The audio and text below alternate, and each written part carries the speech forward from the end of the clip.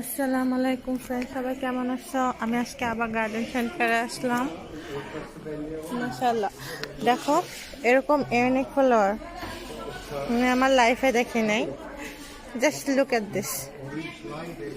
এটা হলো real, just real flower.